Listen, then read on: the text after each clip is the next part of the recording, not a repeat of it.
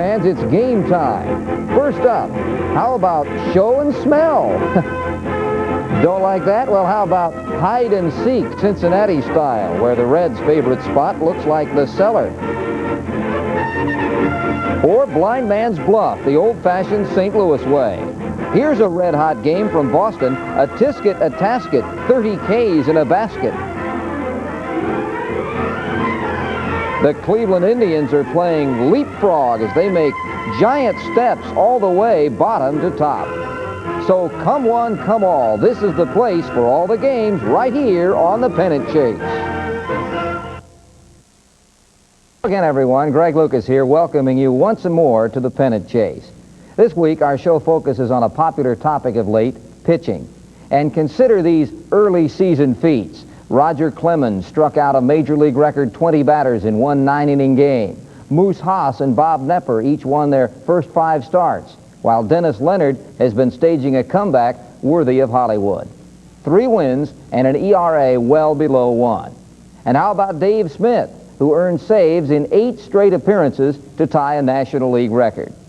But before heading for the hill, let's check out the Pittsburgh Pirates, who look as if they've found prosperity once again. Westward ho to San Diego for a Pirate sweep-away. The Pirates brought their sleight of hand to San Diego, where they stayed on a roll. In Game 1, rookie Mike Bilecki showed no mercy on the Padres, shutting them out for 7 innings to pick up his 2nd win of the season.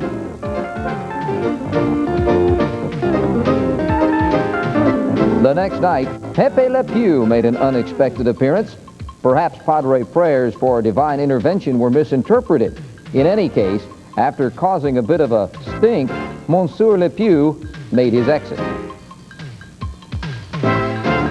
Bill Ullman followed that act with a huge production number, a 3-run homer, as the Bucks came from behind to beat the Padres. In Game 3, San Diego figured a new image might improve Padre fortunes. But with the score tied, Pittsburgh rewrote their ending in the 9th inning. Jim Morrison stepped up with 2 out, looking for his first hit of the game. He found it. Morrison's 2nd homer in 2 games proved to be the game winner. As for the Lumber Company, 4 straight wins and back in business. Meanwhile, it's business as usual for the Mets, who bankrupted Cincinnati. Nothing's been going right for Pete Rose and company, not even a 5-run rally against the Mets. Second base, and a 3-2 count now on Parker. Strike 3 call. Parker can't believe it.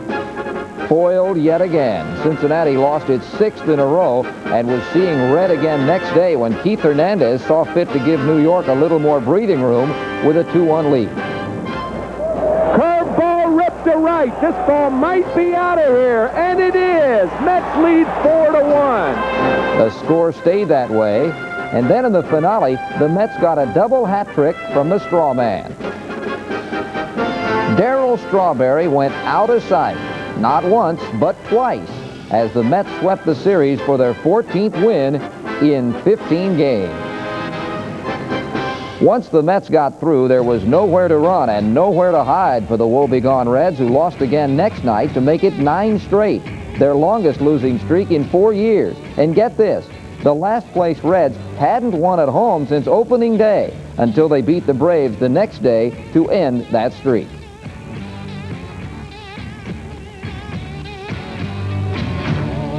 The Reds' only consolation may be that the season's still young, and there's plenty of time to catch up.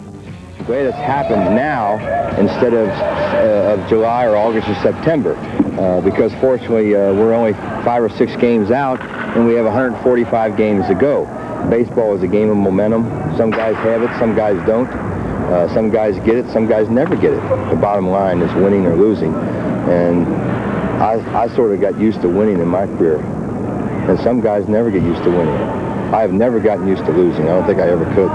Baseball has been very, very good to me, and I just like to repay baseball And I can think of no better way to replay baseball than to be a successful manager. Not just a manager. You want to be a successful manager.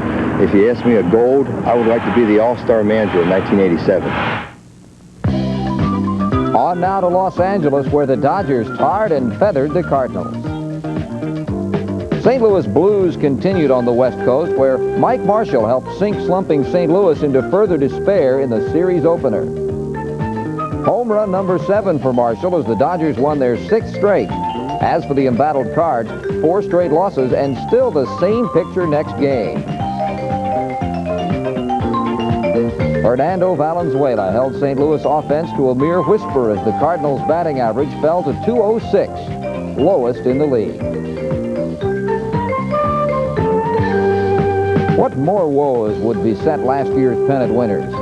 Well, St. Louis defense hit the skids as the Cardinals lost their 5th straight and tumbled into last place. In shutting out St. Louis, Valenzuela had the Redbirds wondering whether they were coming or going. As for the Dodgers, they came up with 7 straight wins before losing to the Cards in the finale.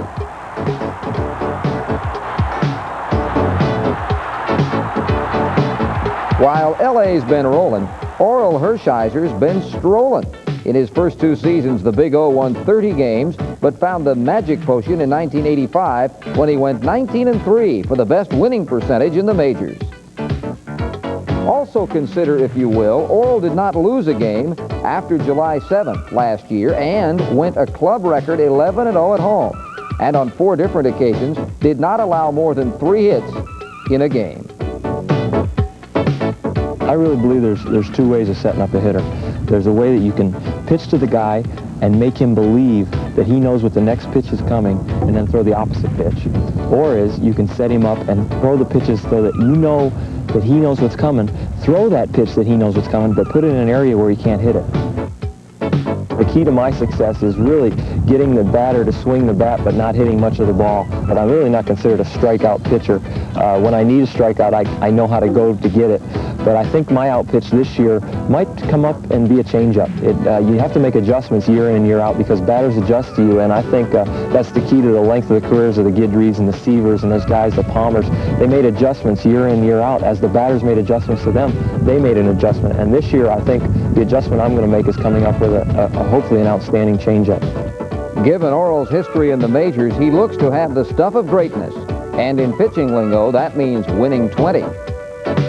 I don't know who came up with the number 20, but I've heard a lot about it since I fell 1 short of it. And 19-3 is fantastic. I thought it was, what a year, and it was a great year. But 20 would be nice, just because that's the baseball number. That's the number that people have put out there, and I would love to win 20 games some year. Confounding batters once again, Orel may just post the magic 20 this year.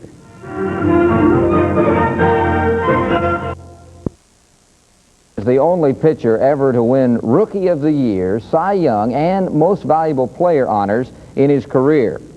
But Newcomb is more often remembered for what he didn't do, win the big game, despite 140 wins in 10 seasons. He was 0-4 in the World Series. A fact, however, that should not diminish the great Brooklyn Dodger. This week's Look at the Legends features a Flatbush fireballer. Don Newcomb was a local kid who made it big. In fact, the New Jersey-born right-hander made it all the way to Ebbets Field, home of the Brooklyn Dodgers. It was there that Nuke began his illustrious, though short-lived career, and where he joined black pioneers Jackie Robinson and Roy Campanella, who helped ease the way. As a result of their advent in their 2 years of being in the major leagues before I got there, it was relatively easy for me.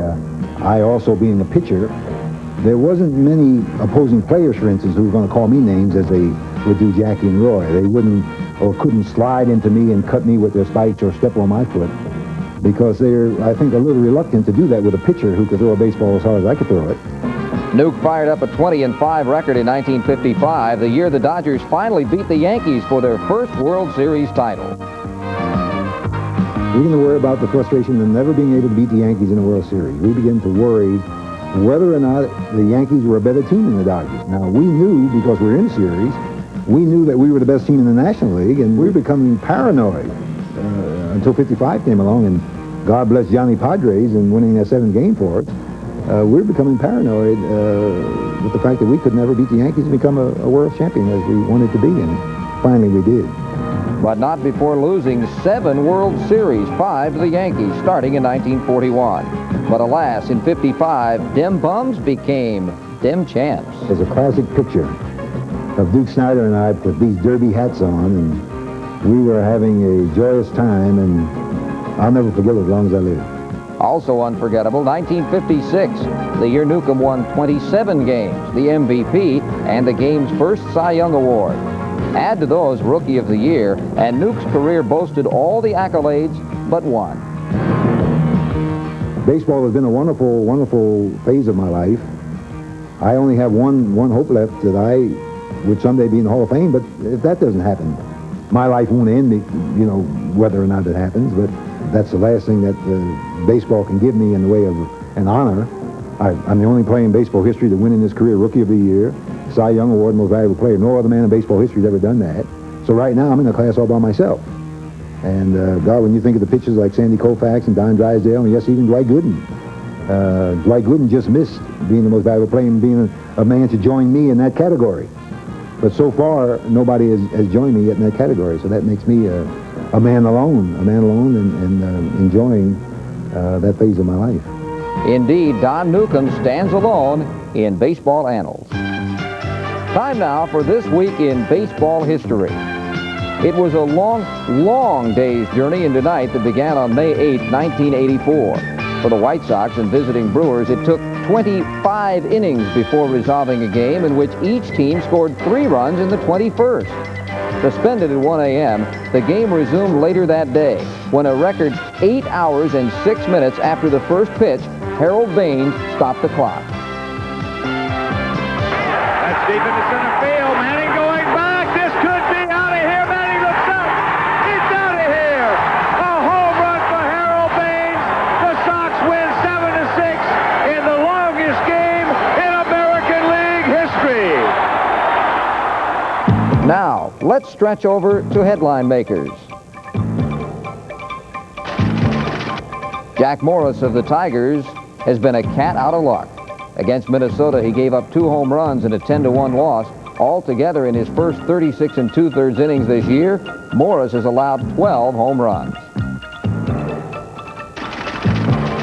In New York, Yankee skipper Lou Piniella experienced his first managerial suspension after bumping an umpire in a game against Cleveland. It's been a silent spring for the Seattle Mariners, especially at the plate.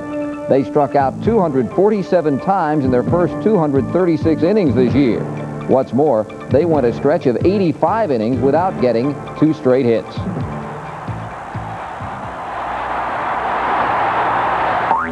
Hey now, let's not hesitate. It's time for The Pennant Can Wait. They say what goes up must come down, but to catch the ball, you can't sit around. I think it best to get in step right now, or better yet, drop out of sight somehow. Seems no matter what the reason, the ball just keeps committing treason. There's no solution to be had. This whole mess is just a fad. So no use trying to get away. Just accept all this foul play.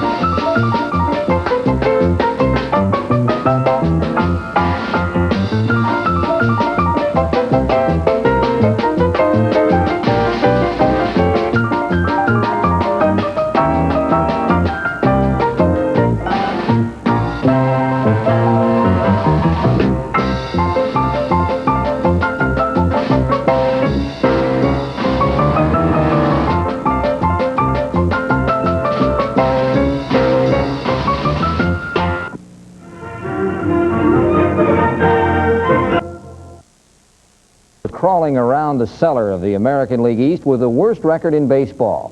But this year, the Indians have risen to early stardom. Of course, it's only May, but Cleveland's crop of dashing young hitters is no fluke. Just up to now, a well-kept secret. And get this, hitting almost 280, they lead the league in batting. As for the pitching, the Indians are piling up wins with names like Candiati, Necro, Schramm, Bales, Camacho, and yet. Who knows where all this might lead? But for now, 10 straight wins and first place in the East. So beware, say the Indians, who just may confound the experts. It's a seller's market for the Indians, who did a booming business in Chicago. Monkey business was more like it for the slumping White Sox, who had a 2-run lead in the opener when Joe Carter came up in the ninth with 2 outs and a chance to tie the game. Here's a line drive down the left field line. Fisk over in a hurry. Franco on his way around to third. They're going to wave him on. The relay again. The throw to the plate. Not in time. He scores. Here comes Carter. Ball gets by. The throw. He scores. The Indians go on top 5-4. The Sox came back to even the score, and then in the 10th inning, Tony Bernazard upset the balance sheet.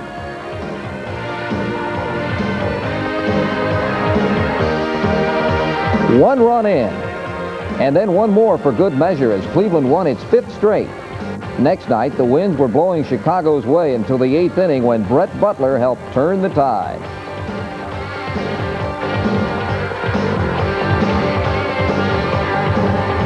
Butler boosted the Indians to an 8-7 lead where they stayed comfy and cozy.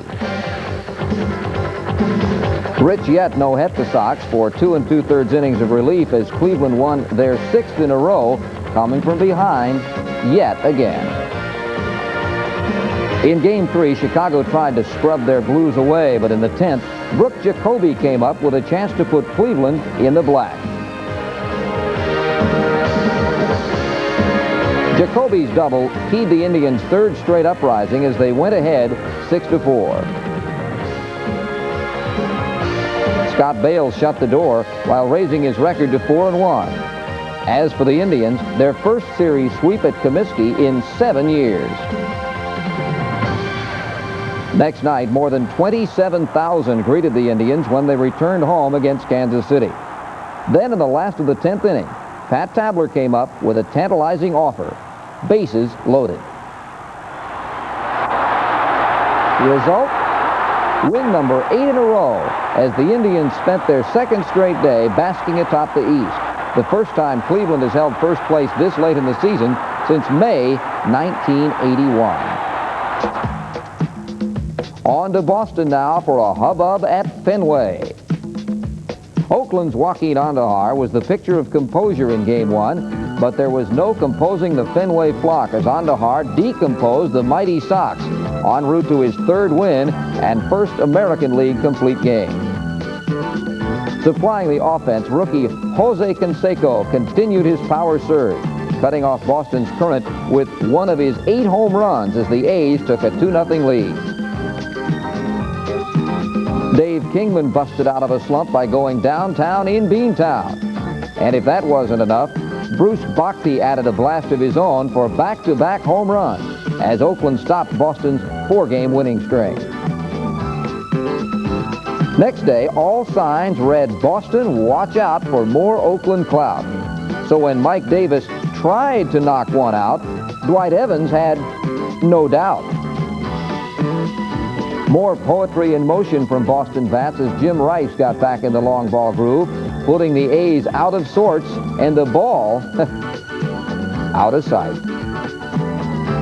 For Rice, home run number 4, and for the Sox, a come-from-behind win. In the finale, flamethrower Roger Clemens was up to his old tricks. Clemens followed his record 20 strikeout performance by fanning 10 en route to his 5th straight win. What's more, 40 strikeouts in 3 straight starts. Marty Barrett also had the A's anxious to get away from Fenway. He keyed a first-run rally with a double that gave Dwayne Murphy nothing but trouble, and the Sox a 4-0 lead.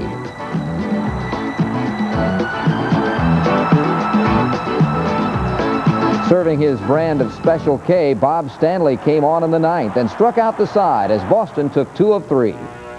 Now to New York, and a jewel on the hill. While bats have been making sizable contributions to the Yankees' early season success, Louisiana Lightning has struck gold on the hill. Ron Guidry is still glittering at age 34, 8 years after winning the Cy Young Award with a 25-3 record, while boasting the stuff for which he earned the nickname Louisiana Lightning and set a club record. 18, holy cow! 18 strikeouts! Guidry was blown for glory that year, and so were the Yankees, whose famous comeback climaxed in a World Series title. Guidry shined until 1984 when he suffered his first losing season. But last year, he led the league with 22 wins, an older but wiser pitcher. A guy like myself is fortunate to be able to throw the ball hard, and I've learned how I don't have to throw the ball hard all the time. I can still throw it hard when I want to, and I pick my spots when I want to throw a ball hard or when I don't want to throw a ball hard. And as long as I'm getting guys out with the stuff that I'm throwing, which is a mediocre fastball, a good changeup, and still a good slider, then it makes it a little bit easier. And then later on during the game, when I decide that, okay, this inning right here, let's just throw some good fastballs. And all of a sudden you start throwing the ball in the 90 to 92 range again. You know, those guys kind of go back to the dugout, and you can see them kind of going, you know, there's something strange about what this guy is doing here. Baffling hitters as ever before, Guidry appears headed for his fourth 20-win season. And recently, he passed Red Ruffing to post the second most strikeouts ever for a Yankee. Indeed, for the ace left-hander who ranks among Yankee all-time pitching greats, Paradise Lost has once again been found.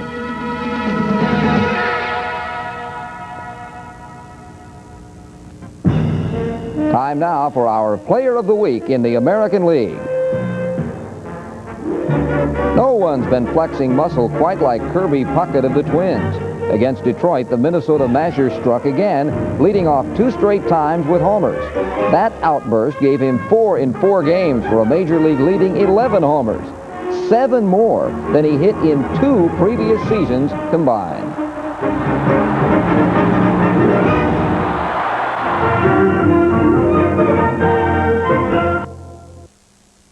And the Houston Astros, of course, continue play on HSE over the ensuing weeks and months. And, of course, the Rangers off to an outstanding start, and the Astros as well will be trying to get back into the top spot. So you stay with us on HSE for all the action involving those 2 clubs. Now, we've just about run out the string on Pennant Chase for this week, but before we leave you, let's take a look at some more of the great moments on the mound in recent years on the Pennant Chase. Stands deep, feet close together. Larson is ready, gets the sign. 2 strikes, ball 1. Here comes the pitch. Strike 3. A no-hitter, a perfect game for Don Larson. 1 more would be 4,000. This crowd is getting up all the way around. They want it now. No balls, 2 strikes. 4,000.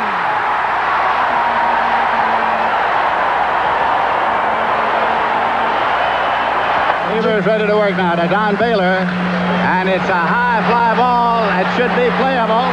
Nichols is moving over. Nichols is there. The ball game is over. Seaver has won 300. He has become the 17th man in the history of baseball to win 300 games. And here they come up at Fenway. A new record. Clemens has set a Major League record for strikeouts in a game. 20.